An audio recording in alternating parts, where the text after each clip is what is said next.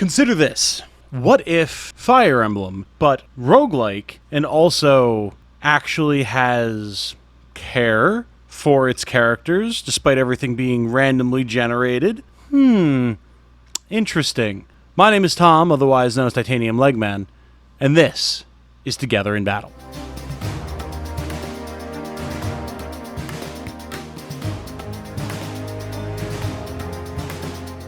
Hello everyone, if you enjoy what I do, including covering indie strategy RPGs such as Together in Battle, then a like on this video, a subscription to the channel, and consideration of supporting my YouTube memberships or my Patreon would be very much appreciated. Thank you so much. So what, you might ask, is Together in Battle? Well, first of all, it's a game that I've been meaning to cover here on the channel for way too long, and just haven't had the opportunity to do until now, so apologies for those of you who have been waiting for me to do so.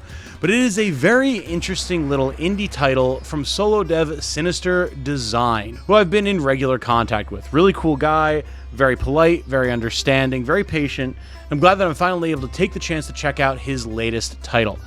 Together in Battle takes a lot of inspiration from turn-based strategy RPGs such as Fire Emblem, with a little bit of FFT and other things like that thrown in there, with a lot of unique twists on it that give it almost what I would say would be the strategy RPG equivalent of an immersive sim on top of it, which I know is a weird claim, but we'll talk about why I feel that that is the case.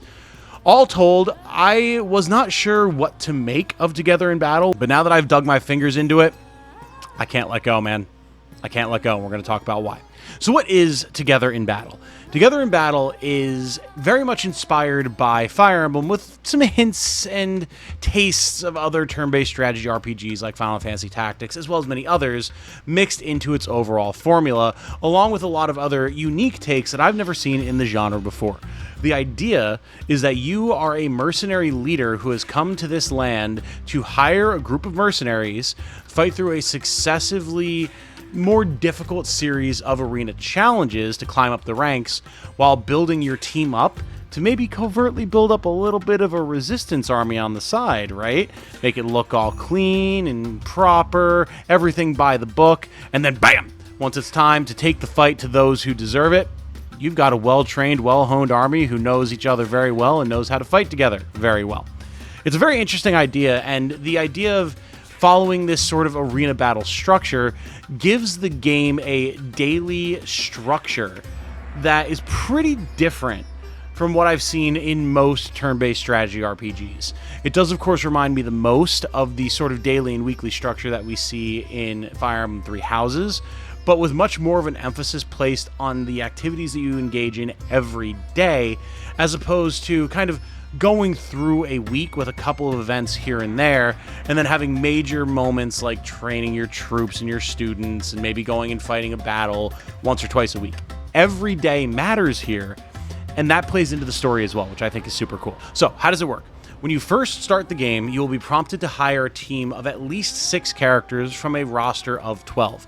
And these characters can include any number of different options. You've got lizard men, you've got normal humans, you've got golems, you've got demons of various different elemental flavors, spirits, all sorts of interesting stuff, and they all have different classes, equipment usage, traits, etc. If you've ever seen me play The Last Spell on the channel, think of it like that, where every time you start a run, you will get a roster of randomly rolled characters with different skills, different classes, different equipment proficiencies, and perhaps most importantly, different traits attached to them, positive and negative. You'll go through, select the characters that you want to select, keep in mind what their salaries are, because yes, these are employees and you are going to have to pay them every 2 weeks, and then you're going to get out into the arena and start engaging in combat.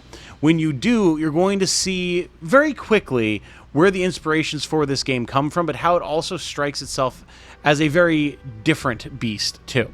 There's a big emphasis here on back attacks, movement abilities, destructible and creatable terrain, a lot of things to do with the actual arena that you're fighting in, which makes sense because you're engaging largely in arena battles. So having the ability to manipulate the terrain, having the ability to work with what you're given is going to be very important to keep your gladiators alive, right? As you progress up through the ranks, you'll start with very basic enemies and then slightly more difficult enemies, cohesive teams, teams that actually might outlevel you a bit, up and up until you start actually hitting qualifier rounds where you begin rising through the ranks proper and having major story events happen. Along the way, you're going to have a number of different potential random events happen, merchants coming to town wanting to sell you things, new recruits coming in and wanting to join your team, maybe getting ambushed along the road by random enemies and having to engage in battle there, or potentially being hired as guards by people looking to do a little bit of traveling and getting jumped that way. There's a lot of different potential options I've seen thus far, and I've only played for 9 hours. Every single run that I've done, because again, this is a roguelike, or you can play it as one anyway, has had different events every time. And I can only imagine how much replayability there's going to be once you really dive in, play a bunch of runs. Even if you lose some of them, you're not going to see the same thing every time, which is super cool. Each day you're going to have 2 energy to spend, or maybe you get more, I don't know, I haven't gotten that far, but at baseline you will get 2 energy to spend to go to shops and buy gear, go to the infirmary and heal your troops, maybe go recruit more troops, hire them out to do generic grunt work, or go and fight in the arena. You don't have to fight in the arena every day. In fact, it's actively encouraged that you do not do so, because your team does not heal between arena matches, so you don't want to wear them ragged by just fighting constantly. There's a reason that some of these other options are available. The main goal is to continue to make enough money every 2 weeks that you can continue to pay the salaries of your gladiators so that they do not leave, and then progress through the story events as they unfold. Some of these are going to be special arena bouts that you have to go into, others are going to progress the story as a whole, which again, does progress outside of the arena battles, that's just your cover for being here. And it makes for a very compelling, very one more battle type of feeling that I haven't gotten from a strategy RPG in a good long while. Usually I find a good spot where I'm like, nah, this is where I'm going to put it down for now. I can come back to this later. I always want to keep going in Together in Battle, which is very, very nice. As far as different classes and combat are concerned, there's a lot of options on hand here. You know, you've got your standard things like your cavaliers and your shield and sword fighters, your spear fighters, healers, mages of different elements, all that type of fun stuff. But notice how those cavaliers are riding giant praying mantises, and oh, we've got golems. Oh yeah, there's like golems in Tactics Ogre, but these ones have buzzsaws. There's also weird little spirits that throw magic around and drain your life force that kind of remind me of Ghastly from Pokemon, which is pretty cool. The lizard men tend to be bonk stick wielders and also healers, which is interesting. There's a lot of different things going on, and I feel like there's only going to be more as I proceed through successive runs, which is really fun. Combine that with the fact that there are definitely some unique specialist classes, such as the engineer that can put down bear traps, caltrops, build bridges across rivers and chasms, other fun things like that, while also still being able to smack stuff with wrenches. And you can start to see how there's a lot of unique variety going on in Together in Battle that you don't see in a lot of strategy RPGs, which makes things very, very interesting. Combat itself moves at a very snappy pace. You'll proceed forward, your whole team will move, then the enemy team will move. But what makes it interesting is figuring out how you are going to navigate around terrain. There's cliffs and valleys. There's a ton of destructible terrain like trees. There's chests that you want to find. There's also mango trees that you want to destroy to get healing items. And you really want to be able to flank the enemy as you get the best damage and accuracy attacking from the back and the sides, which to me is one of the best staples of the tactics style genre. Of course, the enemy will try to do the same to you, and if there's one thing I can say about the AI in this game, it definitely feels clever. It knows when it can stay out of my reach while still hitting me, it knows how important it is to get back attacks, and it will pursue them wherever possible, and it will hurt whenever you let it take that opportunity, so be careful. As far as the battle maps themselves are concerned, they do seem to be largely randomly generated. There's a couple story maps that seem like they're pretty set in stone, which of course makes sense, but I like the variety that I've seen thus far. It always feels like there's a new challenge awaiting me whenever I launch into a new map. Even if it's one that technically I've already played in a previous run, there's still new stuff going on, which I enjoy. As you level, your characters will of course gain new stats, as you might expect, but more interestingly, they'll gain new equipment proficiencies, like entirely new weapons, entirely new armor types, and they'll also gain new abilities entirely. The ability to charge, shove, block, heal, get different types of piercing attacks, bludgeoning attacks, stun attacks, different types of magic. There's a lot that you can unlock very quickly, and I haven't quite figured out yet if there's a way to tell what type of skills a character is going to learn, or if that's also just random and you just kind of have to roll with what you get, which is fair enough, because that's pretty much how the whole rest of the game is set up. Now, where economy and management gets interesting is with your money, because as I mentioned, you need to be able to actually pay your gladiator salaries every 2 weeks. And considering the fact that it costs money to hire new troops, it costs money to outfit them with new gear, it costs money to buy them food, which, yes, you do need to make sure that you have a supply of food on hand at all times, otherwise your morale will start to drop very quickly and your troops will no longer want to fight. And the fact that you have to pay to send them to the infirmary or do other things, money is king here. So fighting the arena and earning wages that way, or sending your troops off to perform manual labor or act as guards or go on expeditions for mining trips, things like that, is absolutely vital. You will be run ragged very quickly trying to make sure that you're keeping on top of your money needs, at least in the early game. Now, of course, you might ask, well, okay, but so my morale gets low, right? And maybe some of my troops don't want to fight. What if I just hire more troops, right? Well, that's where the very interesting second half of the game comes in.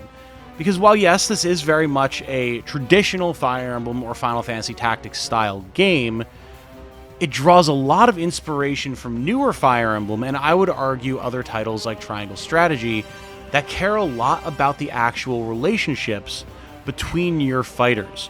Remember, this is called Together in Battle, and it is called that for a reason. Every night, after you do your day's tasks, whether that be fighting the arena, going to the infirmary, the shop, performing manual labor, whatever, you will have the opportunity to hang out and camp with all of your troops. You can let them do their own thing, mill about, talk to each other, nap, train, whatever you'd like, or you can do more focused things. Maybe have one individual that performs one specific task, or assign training drills, or have a one-on-one to talk with someone who maybe is having some trouble in the camp and you need to hash out some stuff that's going on. There's a lot of different options that could wind up happening here, to say nothing of all the different random events that could happen. One such event, a particularly nasty smelling animal that I took as the fantasy equivalent of a North American skunk, wandered into someone's tent and just sprayed all over the place, and it smelled terrible. And I had to decide what of my other characters that individual could bunk with for the night while we got their tent cleaned out. And that potentially led to either friction or maybe something a little bit more positive between those two characters. And I had to decide based off of previous interactions between them who would be the right choice there. Because every night, your characters will go to each other and talk, hang out, maybe flirt a little, train together, share backstories, war stories. It's very interesting, and I have to say, the writing of these different, I guess you would say, supports, although they're just kind of a daily occurrence, is actually pretty compelling. It's really fun when you see a character that starts talking about, like, well, I was orphaned as a young child, but then I was taken in by a local mercenary guild, and I've been fighting ever since. However, my mentor, who was also someone who was related to me, was an artist, so on the side I've been practicing art, and they use that combined background to wind up bonding with another character who maybe either just takes an interest in it or has a shared similar interest. And that's fascinating when all of these characters are randomly generated. So seeing how things just kind of shake out and having what is, for all intents and purposes, an infinitely variable party with an infinitely variable number of potential combinations and how they interact with each other is super fascinating. And I found myself very drawn in by it. Then you combine that with the fact that, yes, characters do care about each other when they're on the battlefield. If they start to build friendships, most likely even romances, and then maybe one of them gets injured on the battlefield, someone else could have problems with that. Might freak out, might lose some morale, you never know. And then, of course, there's the fact that I'm playing on Challenging Plus, so a character that gets downed isn't necessarily immediately dead, unlike in Fire Emblem, but they have the chance to die. You have to nurse them back to health. It could take a very long time. You might have to pay to send them to the infirmary for a while. And by the time they're brought back up to full strength, maybe they're behind. Maybe it's not even worth keeping them around anymore.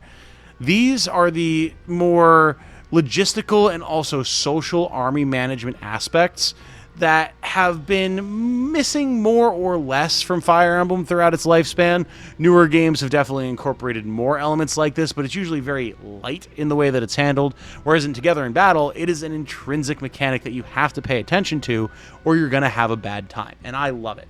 It's one of the most interesting aspects of the game to me, and it's part of the reason that it's so compelling, because every new run, every new character that you recruit is bringing potential new boons or drama to your campaign. It's super cool. All told, I've been loving my time with Together in Battle. I can't wait to play more with it and get deeper into a run. I've hit a few roadblocks in each run where I've just gotten absolutely crushed and been like, yeah, this run's pretty much over because I either don't have the money that I need or I have way too many characters who are injured. I just don't have enough recruits in general.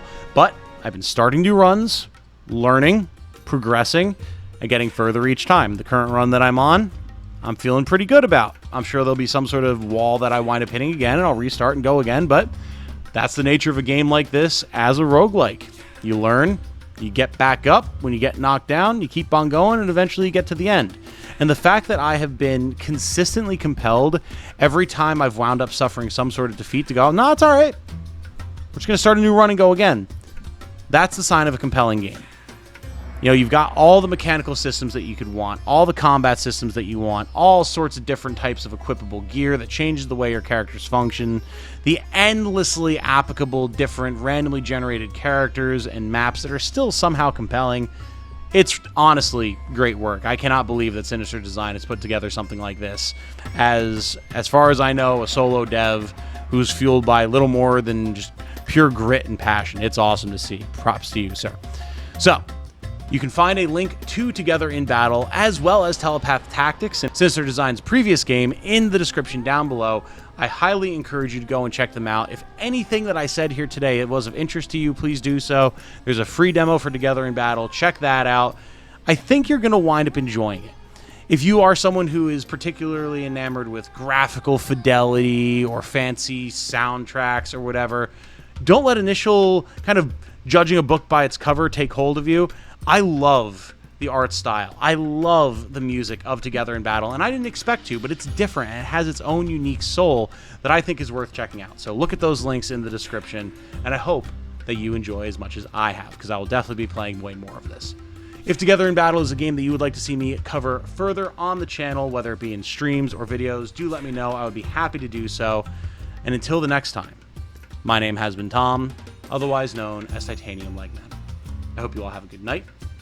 Stay safe and healthy out there. And remember, be good to each other. Bye now.